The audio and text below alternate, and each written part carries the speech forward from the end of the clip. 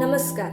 આજની તારીખ 9 મે એટલે કે મેવાડના મહાન અને સુરવીર રાજા એવા મહારાણા પ્રતાપની જન્મ જયંતિ. અદમ્ય, જેને હરાવવું મુશ્કેલ. અવિજિત, કે જેણે ક્યારે પરાજિત ન મેળવી હોય. આજીવન સ્વતંત્ર, હંમેશા જીવનભર સ્વતંત્ર રહેનાર. આ શબ્દો મહારાણા પ્રતાપની શૂરવીરતા, બહાદુરપણું અને સ્વાભિમાનને દર્શાવે છે. તેમનો જન્મ 9 મે 1540માં થયો હતો. તેમનું જન્મસ્થળ કુંભલગઢ હતું. તેના માતાનું નામ જયવંતાબાઈ અને પિતાનું નામ ઉદયસિંહ હતું. તેમની શૂરવીરતાની વાત કરું તો હલ્દીઘાટીનું યુદ્ધ કે જે 1756માં થયું હતું. આ યુદ્ધ મુઘલ સમ્રાટ અકબરની સેના અને મહારાણા પ્રતાપ વચ્ચે થયું હતું.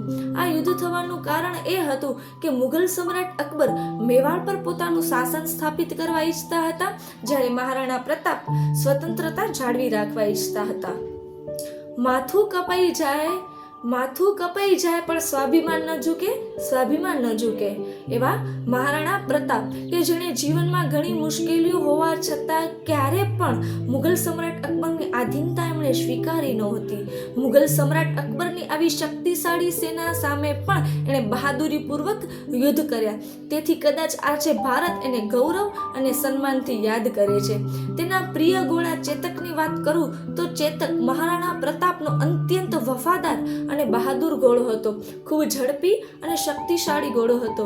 હલ્દીઘાટીના યુદ્ધ દરમિયાન ચેતકે મહારાણા પ્રતાપનો જીવ બચાવ્યો હતો. ગંભીર રીતે ઘાયલ હોવા છતાં પણ માલિકને સુરક્ષિત સ્થળે એણે પહોંચાડ્યો હતો.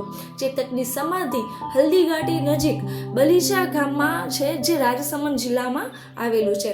ચેતકની વફાદારી આજે પણ ઇતિહાસમાં અમર છે. ઘોડા તો ઘણા